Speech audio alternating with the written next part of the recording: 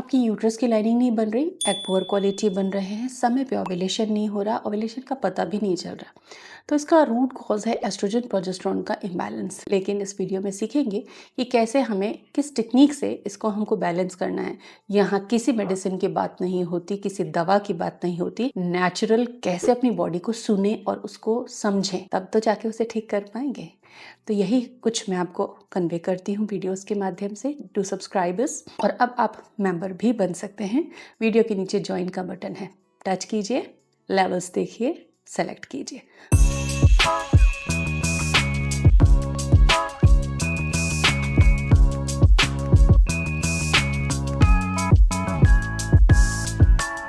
Welcome again. Oestrogen का काम है कि एग को मेच्योरिटी देना, यूट्राइन लाइनिंग बनने में हेल्प करना, और प्रोजेस्टेरोन का रोल होता है कि जब एग अच्छे तैयार हो जाते हैं तब उनको बच्चेदानी में रोपित करने में हेल्प करना।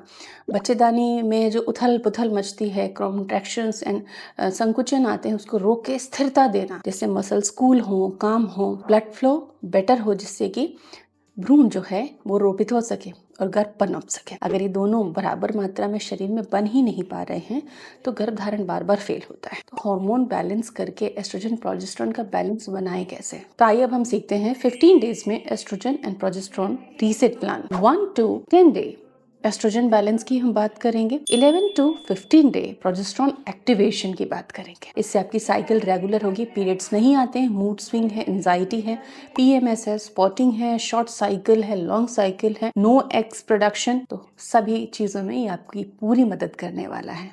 लेकिन हाँ, वीडियो पूरा देखकर इसे सही तरीके से फॉलो जरूर करें। डे 1 से 10 तक एस्ट्रोजन बिल्डअप होता है, एफएसएच एलएच का रोल होता है, इनके पीक्स आते हैं, एग मैच्योर होते हैं और ओव्यूलेशन के लिए शरीर तैयार होता है।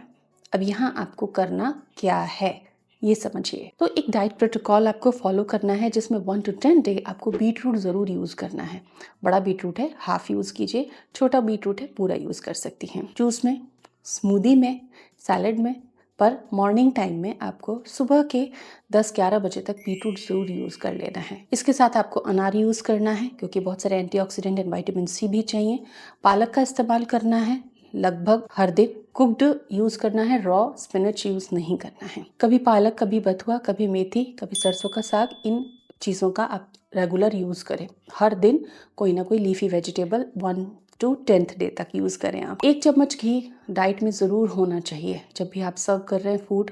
कोई तो तरल खाना होगा, नाश्ते में दलिया हो सकता है, लंच में दाल या सब्जी हो सकती है, उसमें आपको हेल्दी फैट जरूर ऐड करना है। और प्रोटीन के लिए स्प्राउट्स, चिकपीस, राजमा, इनका हर दिन प्रयोग करना है। कोई एक आइटम हर दिन यूज करना है। तो डाइट प्रोटोकॉल में ये चीजें कंपल्सरीली ऐड करनी है और बहुत हैक्टिक नहीं है।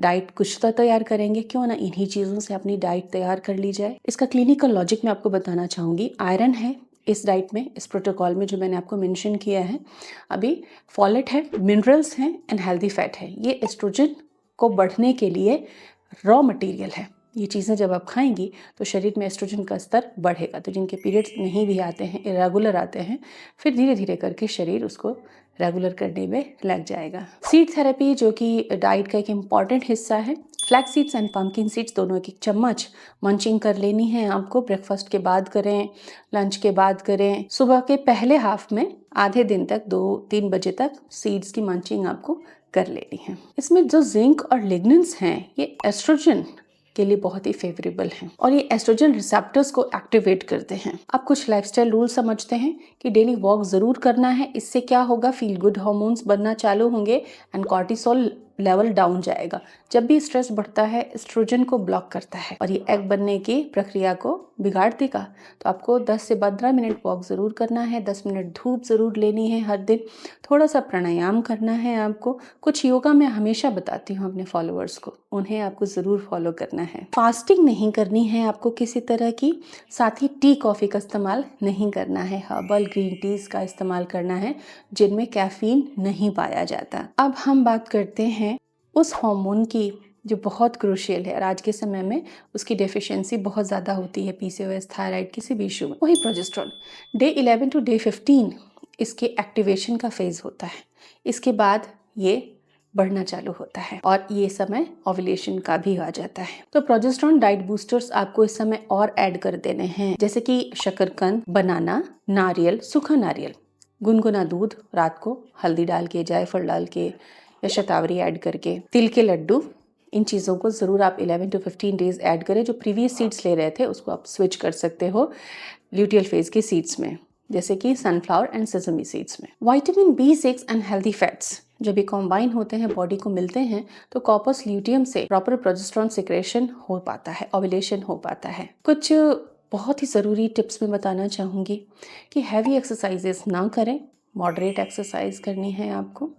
मेरी बताई सारी एक्सरसाइजेस मीडियम इंटेंसिटी होती हैं, मोस्टली योगा ही होती हैं। कोल्ड फूड, रॉ सलाद और स्ट्रेस और रात को जगने से बचना है। नहीं तो कितना अच्छा दिन स्पेंड आप कर रही हैं वो मायने नहीं रखेगा। रात को अगर आप जगेंगी तो बॉडी वापस से ऑफ ट्रैक हो जाएगी। कुछ न्यूट्रिएंट्स मैं बताना चाहूँगी, उनके सप्लीमेंट या डाइट में उनको आप शामिल करें, जैसे ओमेगा 3 अखरोट के माध्यम से, B6 केले और शकरकंद के माध्यम से, vitamin D, calcium, iron diet के माध्यम से और धूप लेकर, या फिर ज़्यादा डिफिशियंसी है तो सप्लीमेंट ले सकते हो। इन्हें आप ज़रूर लीजिए। नींद जिनको नहीं अच्छी आती है वो मेलेटोनिन 3 mg तक का सप्लीमेंटेशन ले सकते हैं, क्योंकि यह क्वालिटी भी इंप्रूव करता है। DHEA ले सकते हैं, CoQ10 ले सकते हैं 100 mg। Try your best, luck will be yours.